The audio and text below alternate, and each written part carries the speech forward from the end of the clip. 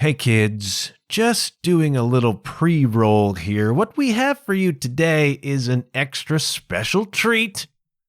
We're talking to our old friend Kay Howl. All right, always a good time talking to Kay, but here's the deal. Normally when I have her on the program, she's home from the ships and she's on dry land and she's sitting right in front of me. This time, however, we have caught up with her aboard yet another cruise contract. She's on ship somewhere off the coast of Greece, and that's cool. Problem is, we're dealing with cruise ship Wi-Fi and Zoom, and so what you get is not super great audio from Kay's side. It's glitchy, it's a little bit strange sounding. I've tried my very, very best to clean that up to the extent that I can. It's still not great, okay? So I'm caveating this episode by saying Kay's audio, not super great, and I apologize for that. It's the best we can do under the circumstances. The technology is amazing, but it still kind of is what it is under these circumstances. I hope you'll stick around anyways, because it's always fun chatting with Kay. This was very impromptu. This was very last minute. It is not nearly as curated as most of the conversation episodes that I do.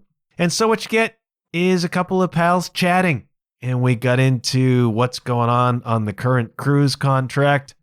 Some of the not so wonderful sides of being a cruise ship artist. Kay's going to talk about some of that. And then a shared rant about social media influencers. Notice I say mostly positive talk on this program. And then the lessons, always the life lessons with Kay. So audio aside, this is a fun episode. I hope you enjoy it. Thanks ever so much for tuning in. Patreon.com/JohnHuffPodcast, etc. And let's get to this conversation with the great Kay Howl.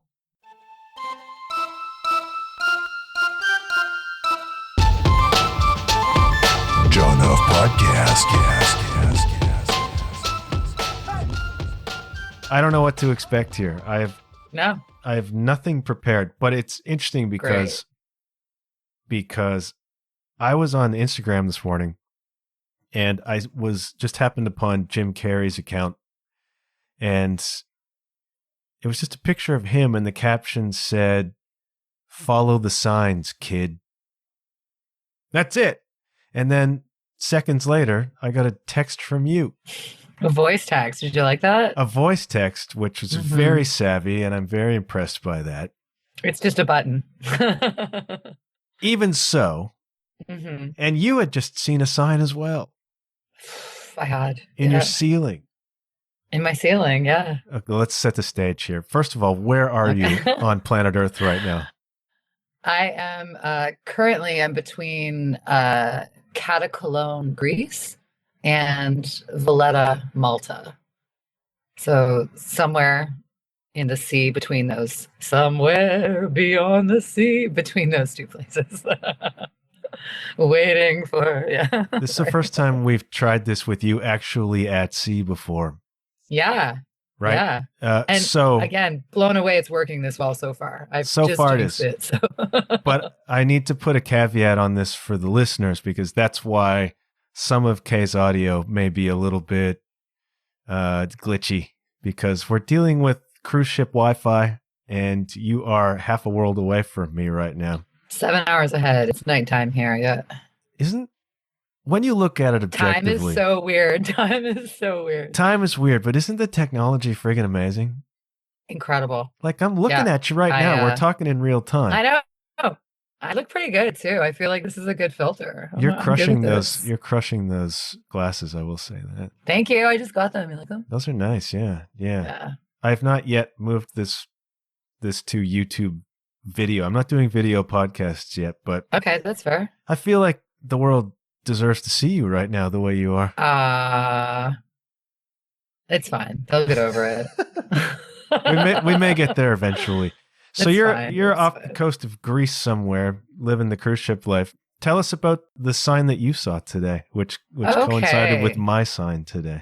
Right. So, as you know, the listeners know, but you do, The number 14 in particular follows me around the universe. You have seen this I have. firsthand Yeah. in Germany, in London, wherever we were, it just follows me. I know you have numbers. It's 444 or 555, 555 333. and 222 are kind of my fives and Right. twos are my thing. And we'd see them just everywhere, right? Yeah. And yeah, mine is sometimes repeating ones, but often it's just the number 14, just randomly out of nowhere. I got on the ship 17 days ago, and it has just been debacle after debacle since I got on. Just things are going wrong. The first day I got here, my bathroom is so small they call it a shoilet room because you can last time you learned the word ship liberty. Ship Liberty. This time it's shoilet. Because the room is so small, you can truly sit on the toilet and the shower hits you. And there's no separation in the floor. Like it's just, this is your tiled water area. Wow. And the sink is tiny. So I get here, we're told that the ship is going into dry dock in 10 months because it's old and it needs a lot of work. And she kind of says, just so you know, in the crew areas, the plumbing isn't good. Great. The girl that was here before me, in this room, her toilet wouldn't work. So like middle of the night, she'd have to like throw some clothes on and go find like a passenger, like washroom and then come back to her room if she had to flush the toilet. If she was a dude, she could just pee over the side of the ship into the ocean. Yeah, as long as they don't catch you, because they warn us, anything, even urine, is if you do it into the sea, they can sue you. I learned that in my training last week. Anyway. So I get here, my toilet works like half the time, and people were impressed. They were like, "Oh, that's great." And I'm like, "Is it?" And then my temperature in my shower is just cold. That's it. There's no warm or colder. It's just cold, period. But that's supposed to be good for you. So I'm, yeah, that's a thing. Silver these lining, days. trying to embrace it, right? And then my sink, whenever you turn it on, about half of the water goes directly through onto the floor. So it just that's my bathroom situation. I don't eat meat, so I don't expect the cruise ships to provide me with everything I need. So I always have like a suitcase of food. I bring a bunch of different soy milks, almond milks, oat milks, protein powders, overnight oats, all of this stuff so that I can be self-sufficient. It's no one else's problem but my own. However, the fridge that I put 2 different soy milks and some overnight oats in just quit working that like day 2. Oh no. So my soy milk went bad, my oats went bad. It was just like, okay, like let's have more things go wrong. Then there was the Greece shore pass didn't get approved in time. There was a clerical error. So I'm literally legally not allowed off the ship in any of the Greek ports. It was supposed to be fixed for the last cruise. There was another clerical issue. So I'm still not allowed off in Greece. It's just like when things are going well, they're going well. And when things aren't, they aren't. And I'm currently in one of those. Right. And I realize that these are, I don't like saying first world problems anymore, but these are still like small issues in the grand scheme of my life. Sure. But as we were saying before we started recording, when you have a lot of little things add up, it turns into a big thing. Right. So all of that's going wrong.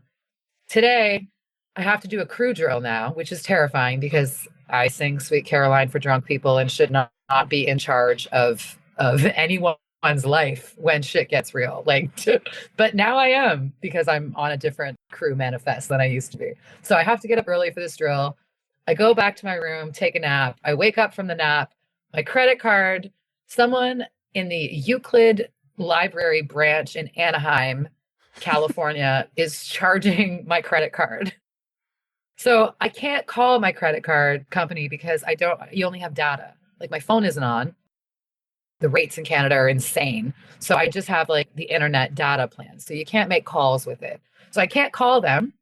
I try to it's not recognizing my face as a sign in. So it's like, we'll text you the code, but they can't text me because I don't have data. So I go downstairs. They're going to charge me $5 a minute to call a 1-800 number and just sit on the phone for someone to help me. I want them to know that this isn't me making this charge. I also don't want them to turn off my credit card because I'm in Europe until August 28th.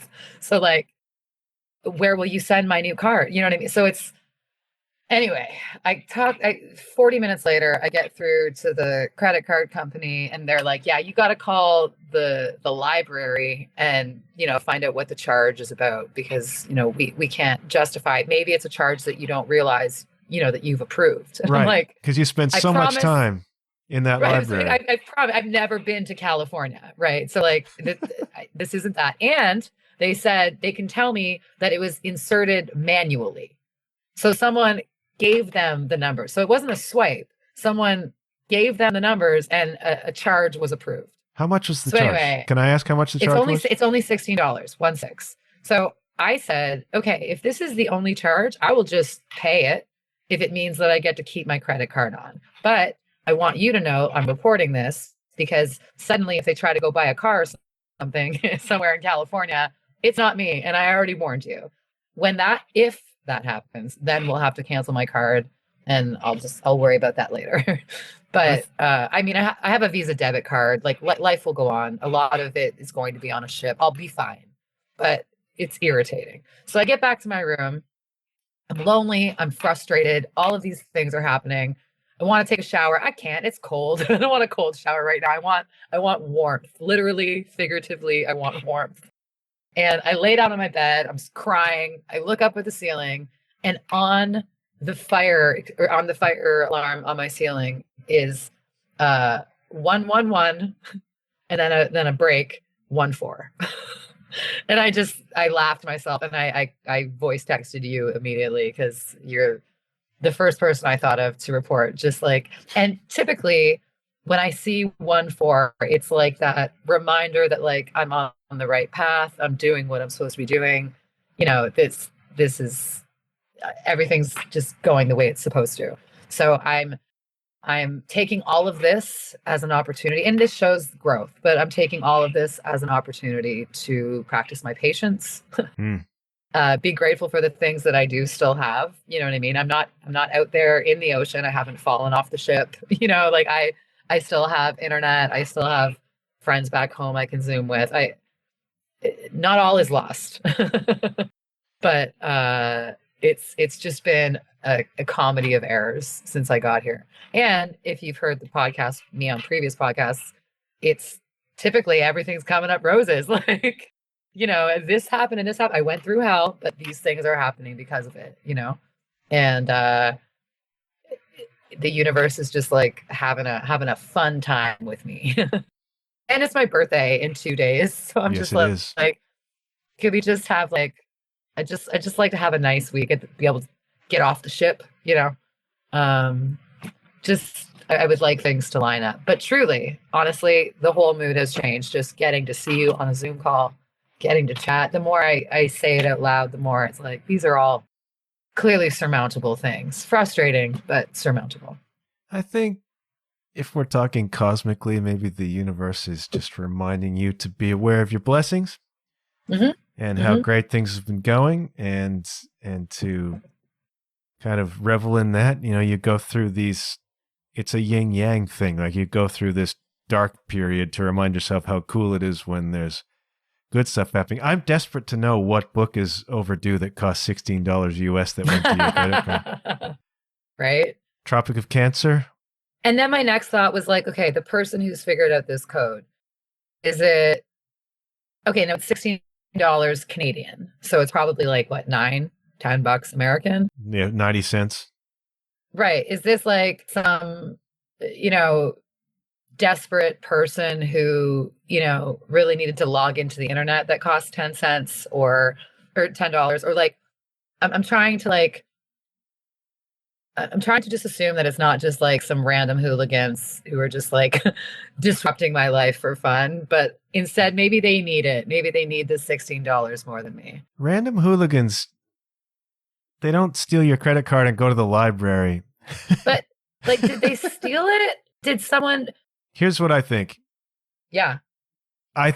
Please. I think somebody either wrote the number down wrong, inputted it wrong, or somebody, like, I think it's a complete random accident. And that's probably the end of it. Unless they keep taking out more books like truants. They need Bookman the library cop from Seinfeld, who was one of the great one-off characters of Secondary all character. time. Yeah, I remember. Right? Yeah. That episode is 100%. maybe the best episode of Seinfeld. Yeah, that's fair. And It's up there for sure. It's just another one of these all in a batch weird things that are happening, and then you look up at your ceiling and the fire alarm. The alarm tells you to just relax, Insane. Yeah. man. Relax. Yeah.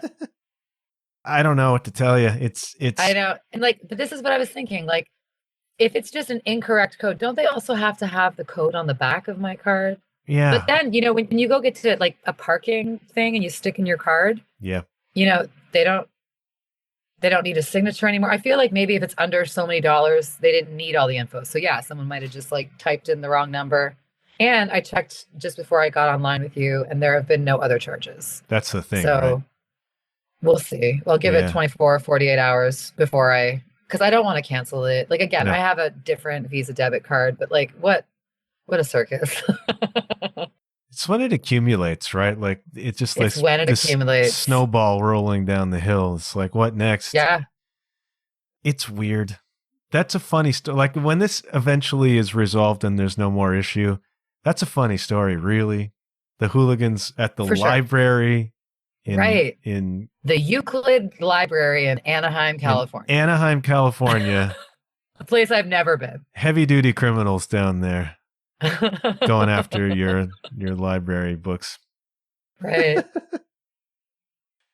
What would you say to Kay Howl of a couple of years ago, January, getting on that ship for the first time? You're like a veteran cruiser now. Yeah. Yeah. How I went is it- from 0 to like 40 weeks a year. Like just What would you say to that young lady getting on the cruise ship for the first time? Like, what have you learned since then about cruising? Oh, I knew nothing about cruising, and now I know a lot about cruising. I would say get yourself to Europe as soon as possible. It's better over there.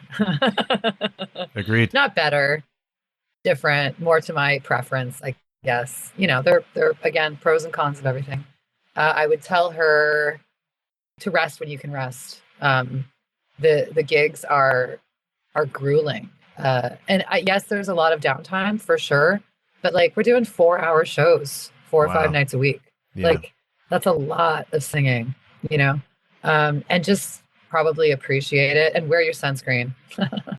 I did a lot of sun damage that first year and a half for sure. Yeah. And I feel like in my early 40s now, I feel like sun damage is a real thing. Like people tell you that and you're like, yeah, okay. But no. If you're a pretty white person to begin with, I mean, I got freckles, strawberry blonde. Tans don't come naturally to that kind of person. Yeah, your olive Mediterranean skin. Right? Yeah. It wasn't always. I think that's just like too much melanin at this point. I have 2 colors. I have white and red. That's me in the sun. There's none of this brown stuff. None of this brown stuff.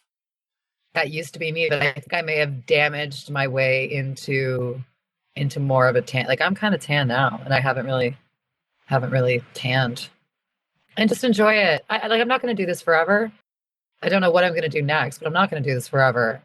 And I want to look back on this time and not remember just the shoilet and things breaking and not working. It's my new favorite word, shoilet. It makes me think of the train.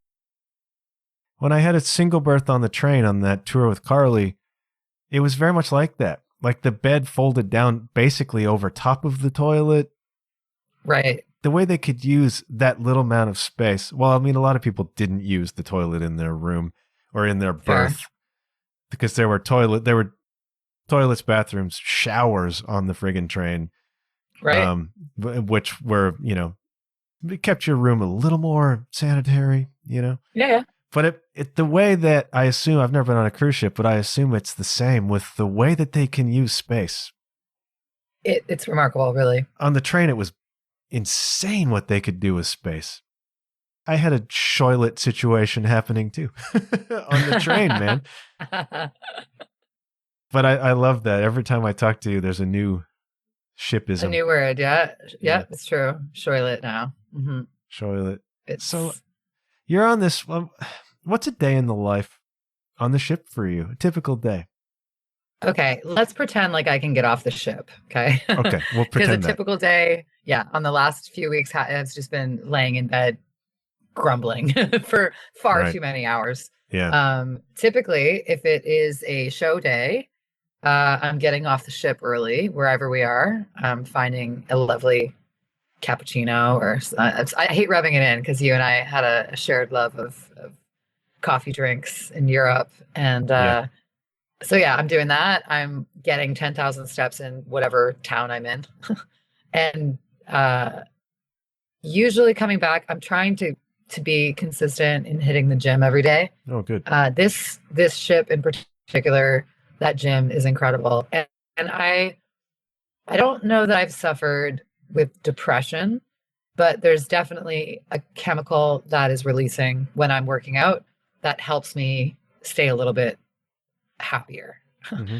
I'm not on any kind of medication, but there's definitely I notice, a drop in what dopamine, serotonin. I'm not sure which one, whatever it is, when I'm not getting that daily workout in. So I'm doing that. There's a few restaurants we have to choose from, but I don't eat normal food, so it's a solitary gig. It really is. Like I'm eating overnight oats, sitting at this desk that I'm sitting at right now in my cabin, and then turning it on, going to sound check, and then you play a 4-hour show where you're just so on. I would say life and relationships and just day to day, moment to moment stuff is elevated on cruise ships. The people you meet them now, and you aren't going to know them forever. Passengers, they're leaving in 10 days. So it's a heightened living in the now that if you'll burn out if you don't really embrace it and learn to work with it. I have noticed, like, I'm 2.5 years into cruising pretty full time now, and there is a solitude to it. Coming from someone who thoroughly enjoys my alone time, for me to say that it's pretty solitary and lonely, it's pretty solitary and Says a lonely. lot. Yeah. Yeah. But those 4 hours when you're on stage, it's so in your face, and the people they're there and they're ready to be entertained, and it's a really interactive show. So it's like it's more of just that, like, present moment living, present moment. Like it's almost like anxiety inducing sometimes how, and I realize, I mean, we all know that technically all we have is this moment, right? But like it's when all you have is this moment over and over and over and over for moment after moment, day after day, week after week, it almost feels like when I get home, I don't see anybody for the first 4 days. Like I'm in bed, just like recovering, I guess. Even though there is a lot of downtime on this ship, there is a lot of downtime, but it's still the life in general, and the not having control. Mm. I have no control right now. They have my passport. I can't do anything. You sound like a hostage.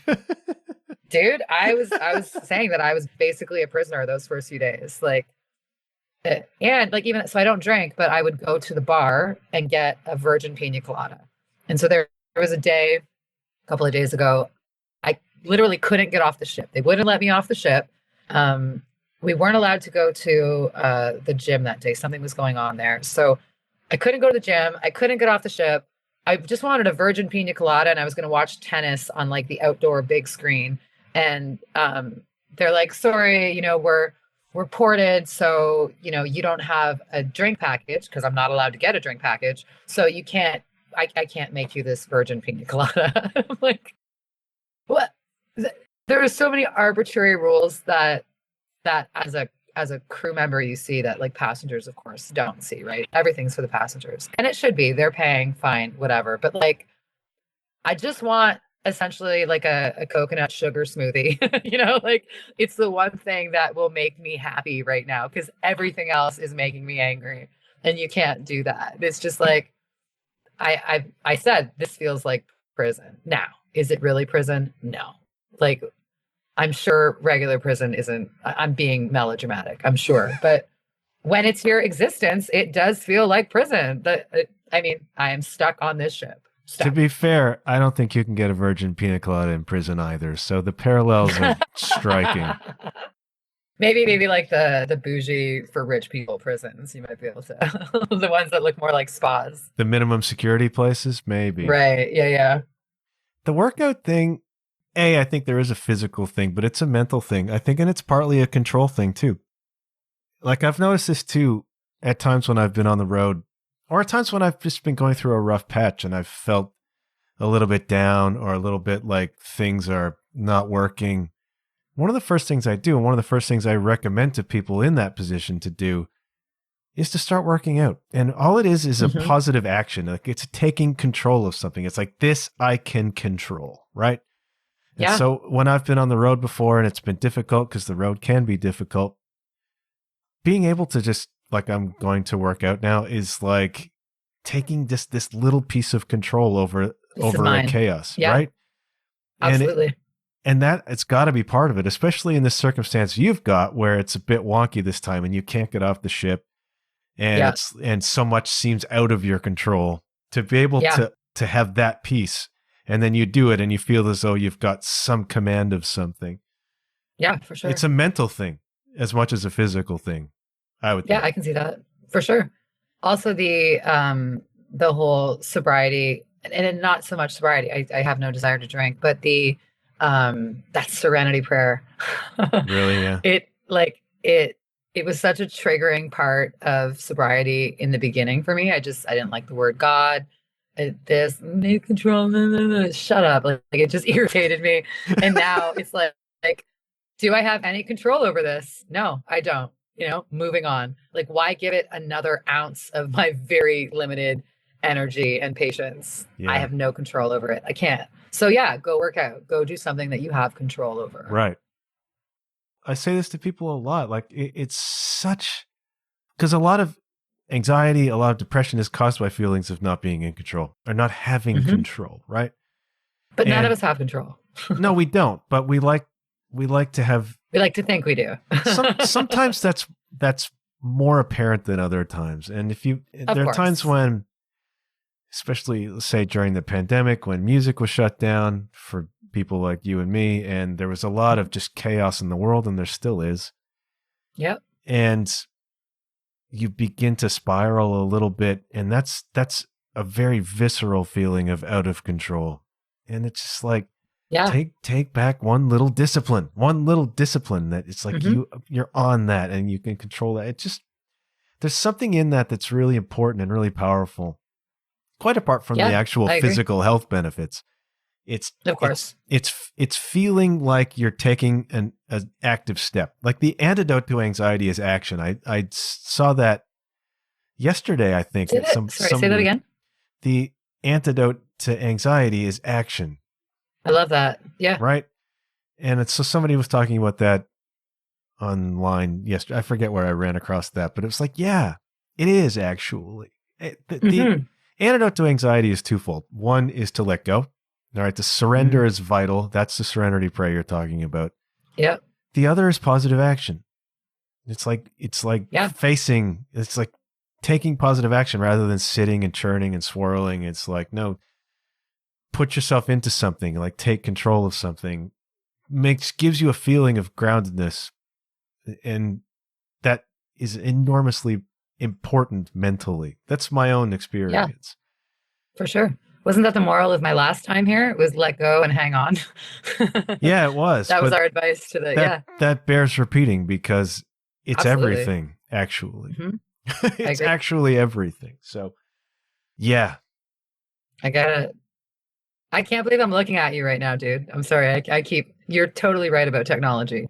It's amazing. This is amazing. I've had that feeling before when I've been watching, say, an Arsenal match in super ultra HD on my big TV set. And I'm like, this is happening halfway around the world. It's being beamed into my home in pictures so clear that when they close up on somebody, it's alarming. Right. Wow. Do we take that for granted or what? Right. Because I mean, we were both born before the internet. Was I ever? But we're a very special generation for that. You know, we knew what it was like before. And Right. I think people, that patience, we have more patience than people born with internet. You know, like, do you remember those days of just like sitting around your internet, just listening to like bing bong, just like Waiting to waiting for sign like up. one LimeWire song to download and Just like to connect the at all. computer crash it. Yeah. Like using your 14.4 baud modem, if you were swanky, to Yeah. connect via your phone line. Right. Waiting and then getting kicked off for no reason halfway through. Yeah. Like, Yeah. I was going to say something like when I was doing my undergrad in university, you'd have to go to the library to get a book out. And if it wasn't there, you had to wait. You waited. For a week and a half or 2 weeks. Assuming that person wasn't an ass and brought it back. And brought it back. Or you could, they had in those days, they had an inter-university system where you could, if some other university had the book, you could get them to send it to you. And you had to wait on that. You know what I mean? It would take days, weeks. Yeah. It could. And it's like the immediacy of everything now. But it's like, it does make you impatient. And my attention span is that of a gnat on cocaine. So I get it. Like there's parts of me, like I'm still really wrestling with the phone thing. It's like I'm rededicating myself to less phone. And it's just amazing to me how if there's a slight moment where nothing's happening, my phone comes out. Like my hand goes to that phone just to pick it up, just to look at it. I mean, these are some of the downsides of this tech. It's amazing what we can do right now. And that I can record this and I can edit it and I can put it up on the internet and people can listen to it. That's staggering. Right. But some of the downsides are also like, I don't know what it's like if you're 11 or 12 or 14 right now and you've grown up with this much mental stimulation happening all the time. Like, I don't know what kids' brains are like, but it must be much different from the way mine was. For sure. I think now, like, so when I started on the ships, our internet package, it was for $20, you got 200 minutes of internet. And you had to log in. You go to login.com when you want to log in.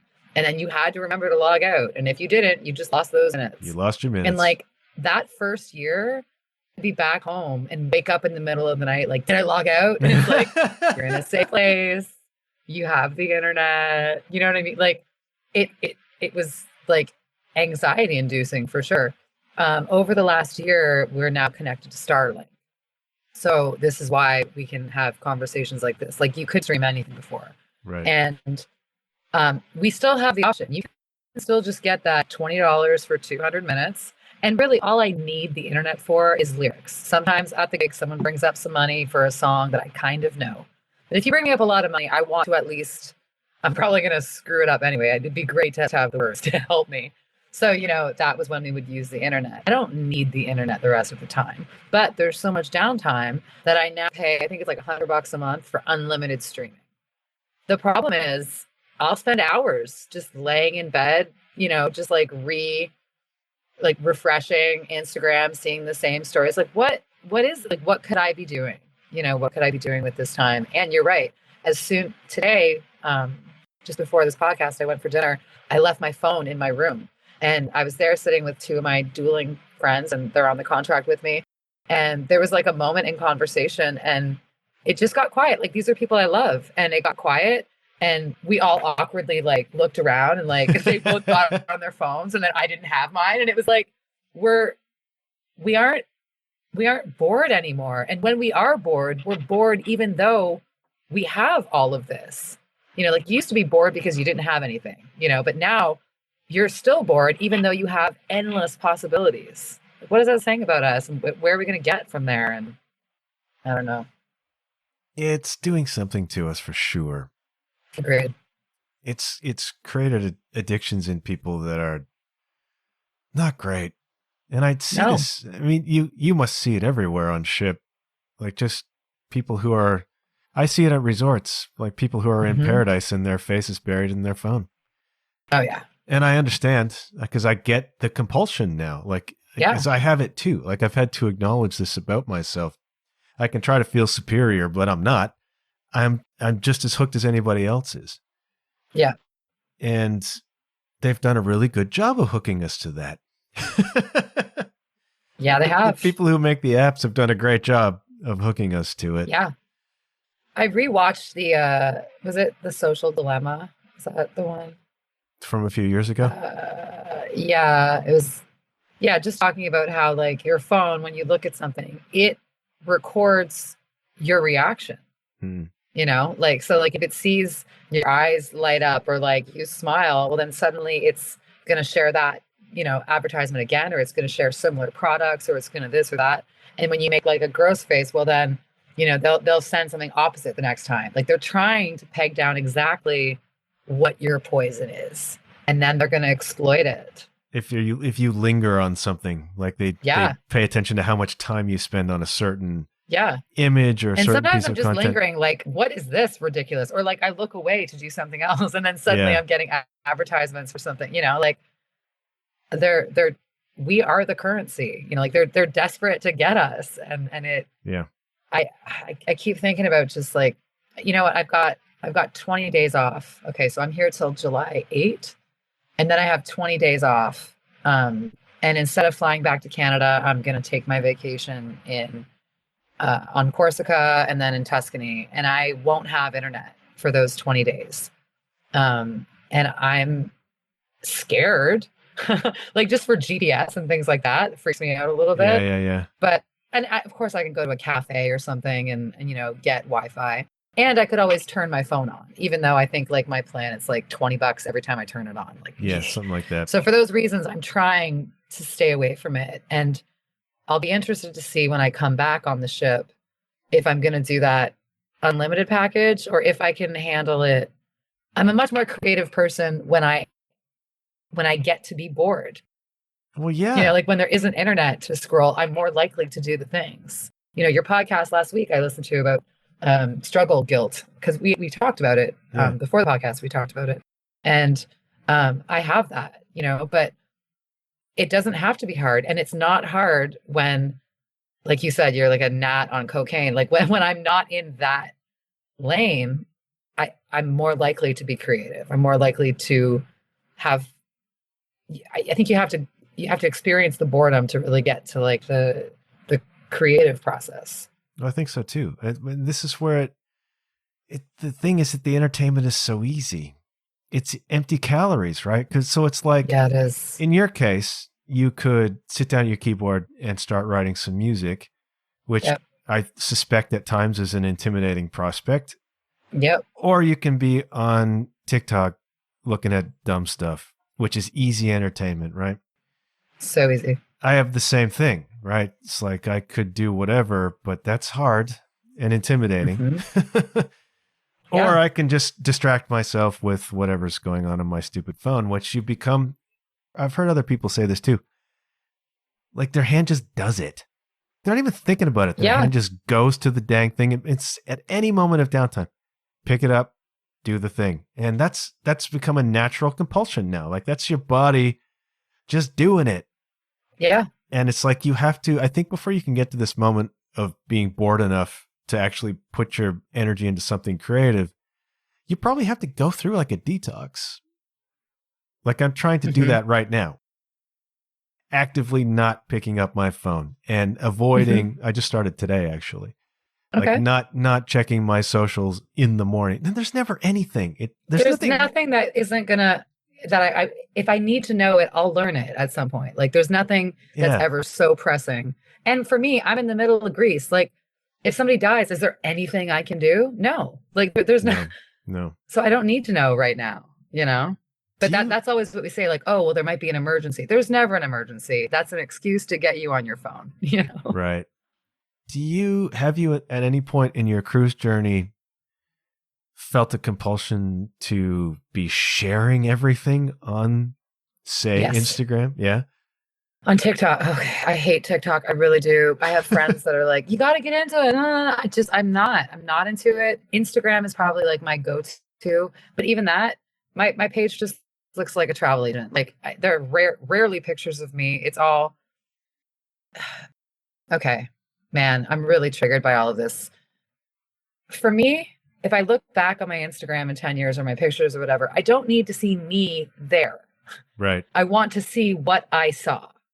Right. So like I post, and there are some pictures of me for sure, but like these people that are like, hey fam, now we're gonna do it. I just like, ugh. Nobody cares. Nobody cares about you. But I'm watching it. So clearly I do. Like it's such a I don't want to do that. Having said that, I know that I have a really cool existence right now and that people I could do something with it. You know, like I was saying that um I sent you the podcast. There's this guy, Kevin James Thornton. He's famous for doing the auto-tune songs on Instagram and stuff. He just like tells stories about his fundamentalist church youth into like this auto-tune. It's hilarious. But he does this podcast. I think it's called This Ends in Paris. And it's more like old-timey, like the old radio shows, you know, like it's broken up into little sections. And I thought that is a really, if I were to do it, that's a way to do it. I don't want it to be like, hey guys, like here I am today. Because it seems like braggy in a way. And we all know that that's not reality. That's influencer stuff. Yeah. Exactly. And it's not their reality. Like, you know, move away from that frame and you see like all of the crap that's actually going on. You know, we know that, but we're all still so drawn to it. And like in where was I last week? Naples, I think. There was this person, an influencer, you know, and some guy filming her. And then these people came up to her and like, oh my God, you're whoever the hell. And she's like, yeah. And I'm like, but like, so anyway, I remember the name. I went, I'm not going to say who it is. I went and looked them up and there was nothing interesting about this person except their own self-interest in assuming that they're interesting enough for others to be interested in. Do you know what I'm saying? Yeah. And then you build a following from that. And it's just, do you remember when talent was the thing that like stuck out or like interesting thinkers? And now it's just like everyone has to have, and kids are like, I want to be an influencer. What does that even mean? Right. We've gone too far. Like, I don't want to be like, you know, burn the internet, but like we've gone too far. People want to live in these worlds and they don't exist in the real one. And when you talk about AI and all these things, like we're asking them to take over. Like it's better in this imaginary world. You know, like as someone who cares about grammar, AI can do it better than me most of the time. Like how infuriating. Like art, they're doing everything now. And then the people that we're following, we're just following because they've decided that we should. And so we do. The other day in Mykonos, so they did let us off in Mykonos for whatever reason. And so I'm waiting in the line for the water taxi to get back. So I got there as the water taxi was pulling away. And the guy waved at me and said, stay right here. You know, we'll be back in 10 minutes. Great. So I'm standing there. Okay. Then I start talking actually to these people that I ran into who are from Umbro, Ontario. And I'm like, come on, that's like crazy. So anyway, the three of us are talking. And as we're talking, a line forms, not behind us, but like in this other area. And probably 100 people line up in this line. I'm in the right line. I'm in the front of the right line because the guy told me.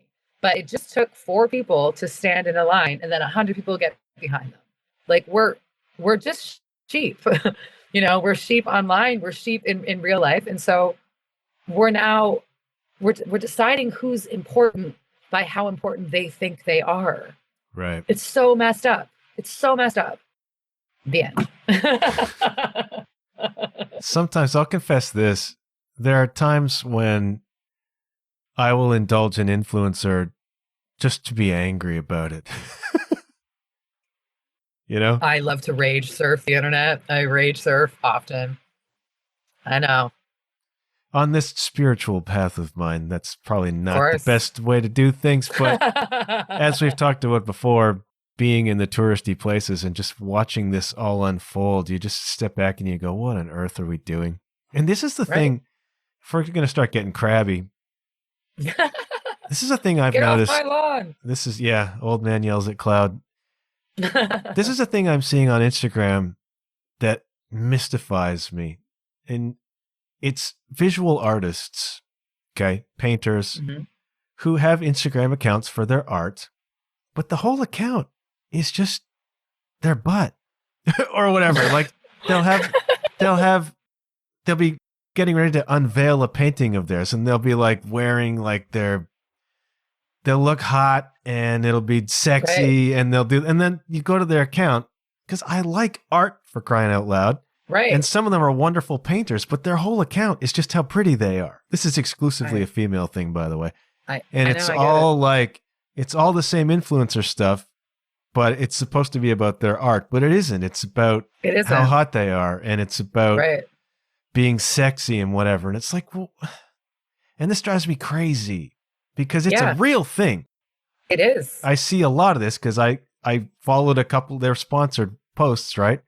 So I clicked through on a couple, and now I get nothing but hot artists on my Instagram feed. Hot artist butt. And it literally is that. And I'm like, it just seems so superficial, and it is superficial, and it obviously works because they'll have 180,000 followers on Instagram who probably don't even know they're artists. Or the worst, if we're really gonna go there, it's your music artists who will have on their profile it'll say Jesus lover, musician, and then everything on their account is TNA. Everything. And there's not even any music. It's like, wait a minute, you're trying to tell me you're a Nashville artist, but there's literally no music on your account. There's nothing but pictures of you being pretty. And this drives me crazy. And then when you go to the Leaning Tower of Pisa or the Spanish Steps or Mykonos, you see them all lined up being pretty, right? They look like newscasters. You always see them. You see them lined up, and then you see the guys filming them just like one by one as though there's a news story happening, and they're all newscasters. But they're not. It's everywhere over here. They're getting the angles for the gram, and it's so superficial and so friggin' empty, and I'm jealous because people follow their stuff. They don't follow my stuff. Exactly. It's the decline of Western civilization for sure, and I don't know where that ends. In OnlyFans, I guess. I don't know, but I know. How did we get onto this? I am also no, but I share your concern because I've been hustling my whole life playing music, man. And I don't post like sexy pic. That's not what I'm here for. Gross. It's just there is someone I follow though, Jamil. I hope I'm saying that right. Anyway, did you ever see The Good Place? I never saw it, but I know of it. I never saw it. Okay, well, she's in that. That was, I think, probably her biggest role. Anyway, she's like an influencer, and she's, women's rights. She's got this big female quotient thing that I also follow. But she's done these kind of like personal, little tests where if her boobs are hanging out, it gets posted to more. She'd say she's got like 20 million followers. Okay. Yeah. They'll say like, hey, you disappeared, or like, I've been unsubscribed or this, but the sexy posts are in the algorithm. So sometimes she's talking about like Palestine, for example, but the first thing, she'll start the thing and you'll just see her boobs. And then she'll say, okay, like boob time done, like, let's talk about the real thing. But that's how it gets out. Yeah. Like that's what, so to go back to Social Dilemma, those people who stop with the boob posts, well, that's what they want. So they're not going to share this post with you unless the boobs are there. Right. Like it's just, we're doing this to ourselves, and it's just constantly, it's self-propelling at this point and propelling out of control. Yeah. But nobody cares. They just keep taking their selfies, and it's because it's just because you want to feel as though you stand for something more than that.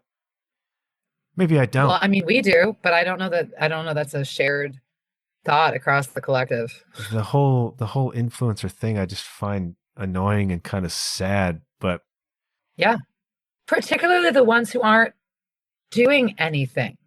Right. They're just being like, pretty. What's your claim to fame? Just existing? So why do you get to exist on a more impressive platform than someone else who is just existing then? Right? Like, right. But we're the ones that decide who get to go on the platform. Like we can't win. Yeah. I see this in the coaching world too, because I tend to follow spiritually based accounts or motivational accounts. Like I try to follow positive stuff. But there's a whole thing in the coaching world too, where it's like, all right, I'm a lifestyle coach, or I'm a this coach, or I'm a that coach. And then you go to the profile and it's all how pretty I am. Like, this is a thing. And maybe I'm not pretty enough. Yeah. Then that's the problem. It's like, I can't. Anyways, I we decide what's pretty, right? We've decided that. Like it used to be waving model. Now it's like unnatural large asses and tiny waists. Like we collectively decide what's hot. you're breaking And up then on me. oh no. You're saying rant? you're saying wonderful stuff, but you're breaking up on me. We're the ones that decide that, and All right. been Cut. so good for so long. Cut. I wonder if you need to disconnect and reconnect.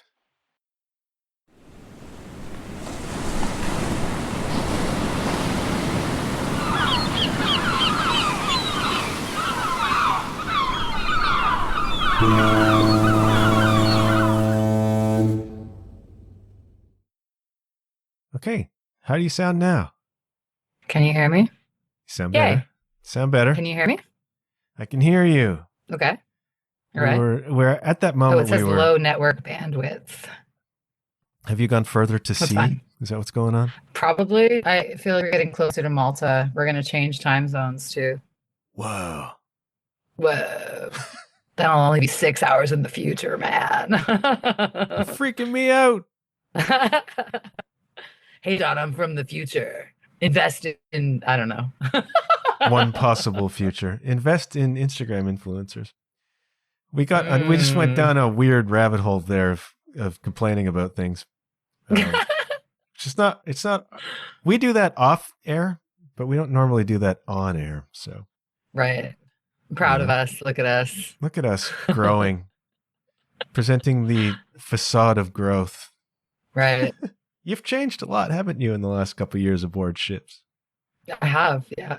I swear a lot more. Basically a pirate. You now. swear more now? More. I don't know how that's possible. Like in inappropriate times. Like I swear to anybody now, it's bad. You're a sailor. Uh-huh. I've sworn to like people, like staff captains, like people I shouldn't swear at. Oh, that's hilarious. I still remain fascinated by the synchronicity of all of this for you. Mm-hmm. From the moment they called you up to say, hey, do you want to go on a ship for a week, to 2.5 years later, and what a process this has been for you. Like, I'm just looking at you smiling right now, and you look healthy. And I know that this particular experience has been troubling in some ways, but you seem happy, you seem healthy, and I'm trying to juxtapose that against the person who went off 2.5 years ago. The broken person that you knew before that. Yeah. Again, it's I had to be the broken person to put myself back together in the way that I did. Yeah. I hated hearing it in the moment. I hated people who were like, what doesn't kill you? I'm like, kills you. I'll kill you. Right. Yeah. And I know that it always comes from a place of love, those comments. But it felt like toxic positivity at the time, know. But now, I again had all of those things not happened in that order, I wouldn't have taken this gig. Right. I know I wouldn't have, I would have. I had nothing left to lose, so why not? But I guess the moral is like, none of us have anything left. Like, you shouldn't have anything left to lose. You should be living like you have nothing left to lose, making those decisions. Because this could all go, we could lose the internet tomorrow and the world would go to shit. And, it would just be things, those Instagram influencers wouldn't have their gig. Sometimes I'm like, would it be so bad? But think about those sort of films you see set in the distant future where there's only a handful of human survivors, and they'll pan over New York City and it's just a jungle. Like nature has reclaimed these, and you see them in ruins. I'm sure you see them in your travels. Yeah. These ruins that have been completely grown over and nature has taken it back. And so you think to yourself, would that happen psychically if say the internet was gone and all of this kind of superficiality went with it. Mentally, would we grow back over healthy mentally? You know what I mean? Like I'm making an abstract comparison I love that. here. No, I love that. It's an interesting thought though. Like if the tech went away, in a certain sense, would we blossom again? Yeah. You know what I mean? Yeah. It's just a thought. I think the way that we've decided what beauty is and what's important to the collective, I think those things would shift, and they would shift in ways that they should have never shifted from. Yeah. Like if you have something besides your exterior beauty, again, that we've decided is beautiful, what else is there to you? Right. And I don't know that many of those influencers have an answer to that, or like a profound one. Like what do you do without that platform? Yeah. Right. I think most of them would shrivel up. They wouldn't know what to do, because like people are having to actually do the things while you're just talking about it. Or not even talking about it, just taking pictures of yourself beside it. Right. Yeah. Right. It's insane. You're not, we talked about that last time. You're not the art here. I believe I had an asshole at the end. You're not the art, asshole. Yeah, if you could just step aside so I could see the statue of David. Right. I recognize you're pretty. Let's look at the art here. I get it. It's funny. The other night at our gig, okay, so there are these people that come in. So they call it the Haven. Okay, the Haven, they pay a lot more money to be on this ship. They live in like a building on the top floor. We're losing you again. No. Oh, you sound better now, actually. Hold on. Hold the line. Tell us about the Haven. You might be okay. The Haven people. Okay, you're back. Okay, great. The Haven people, the 3 couples came in. Okay, so not to be too stereotypical, but there's a guy. He's probably a decade older than his lady. If I had to guess, his lady she's in good shape. Don't get me wrong.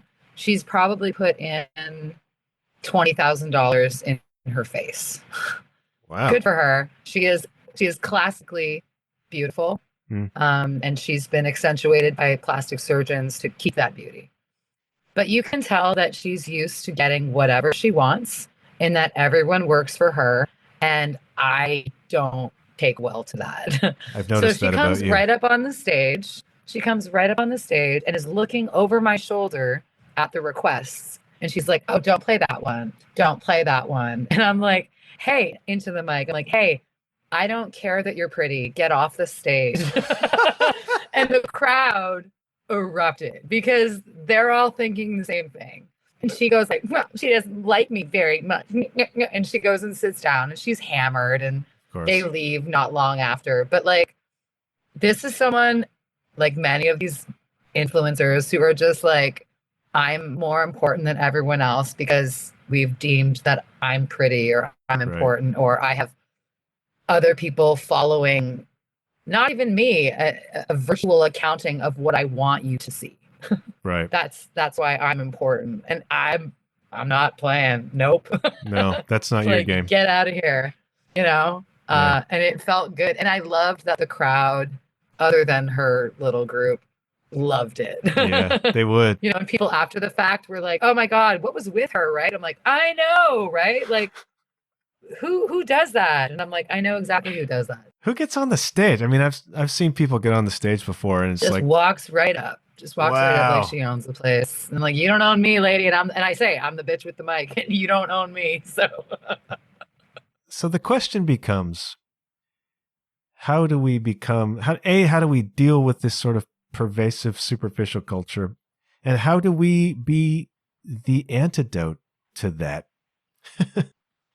How do we become the change we want to see? I think the antidote is in the not caring. Yeah. Like actively choosing to not be a part of it. Right. It's a game that I have no vested interest in, and it's not my game. It's a game happening in a stadium down the street from the game that I want to play. Right. And if the game that I want to play is creating things and being an artist, I have to accept that I might never get an invite to that stadium. Right. You know, and that has to be enough for me. And I think it is. I mean, we get together and complain about it, but I think we both know that we don't want to be invited to that party. Right. Right. Yeah. And then just pray to the gods that the internet goes away. It takes us back to the question of a while back, which was, do you feel this obligation or pressure to kind of broadcast your life that you're living right now? And it all ties in. It's like, you don't really want to be that. Right. Right. And I know that I could, and people say I should, but it's not what I'm passionate about. Yeah, me neither. But there comes this, that you absorb this kind of pressure as an artist, this pressure as a podcaster to, you have to sell yourself kind of online all the time now. And it's like, yep. I have a real problem with that. And I don't like to post anything really, I know. And because I feel it makes me feel icky, for lack of a better word. Icky is the word. Yep. To have this presumption that anybody gives a crap what I'm doing out in the world. You know what I mean? And maybe I'm just overly and why sensitive. Should they? Right? Like, I'm like, why should they care? Like, I don't want them to care about that. But also, I should. I know. I understand. I'm conflicted. Cognitive dissonance about. Yes. To what extent you play the game and what game do you play? And it's really tiring. Like, I see this a lot online. I'm on Threads these days, sort of scouting that out. And I see a lot of musicians, a lot of artists, a lot of people who are sort of complaining on Threads in the same way. It's like, I don't want to be an influencer. I just want to make my music. I want to find an audience. And I don't like that I have to spend all my time being a content creator as opposed to being a musician or being whatever. Right. And I feel that too, because I have a kind of fundamental opposition conceptually to the whole thing. And then feeling as though I must be in that game in order to succeed, and it's like, it's exhausting. The whole concept of it is just tiring. And having the cognitive dissonance is mentally exhausting. Yes, it is. You're spending a lot of energy rubbing up against something that you don't want, but that you feel like you should, or you're like, that right there is sucking energy. And then Absolutely. When you actually have to do the content, it's just more. And the older I get, the less energy I have for that. I should be creating. Right. And this isn't the platform, But unless you're self-producing, self-promoting, self-everything, they only care about numbers. Yeah. So it's like, you can't win. But at the end of the day, you don't win. So we're losing you. Oh. This is the problem with trying to run Zoom interviews via cruise ship Wi-Fi. It's like you're on borrowed time. Fair. Which means we're just gonna have to cut this episode here because we've tried 3 times, and I think that's all anybody can expect from us. That's fair. We did our best. Oh, you're back now. Oh, hi. You're just teasing us. Just in time. Whenever it gets weird, I just move the mouse around a little bit, and I'm like, that's better. It wakes up again? I don't even know what to say. I do want to say thanks for accommodating us. Are you kidding? This is my favorite, John. We're always curious about what you're up to out there. You're my favorite person to talk to. I love these. Oh, me too. Thank you. So what I'm going to do is we're going to say goodbye. But you're going to stay on the line because we're going to chat for a few minutes. But the recording is just getting really wonky, and people have been patient to accommodate us this far. So out on the high seas, thank you ever so much, Howl, for dropping in again. Ahoy, John. My first mate.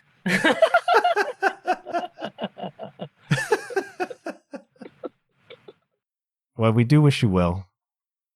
And thank you. I hope that they get your stuff sorted out. A, with the library cops, and with getting to go ashore again. If not, I've got my shoilet.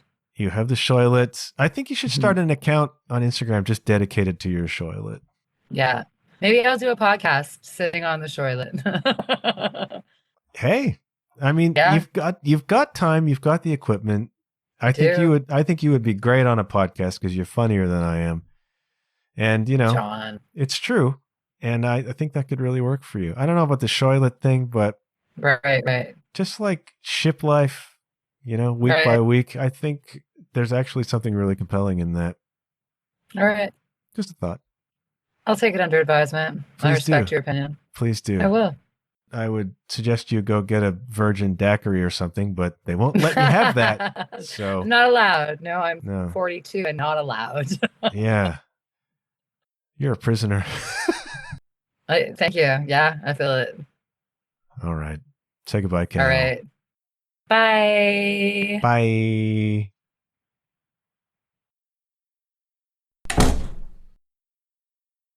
Are you going to make a pirate sound? Arr. Arr. There she blows. Ooh. All right. Look.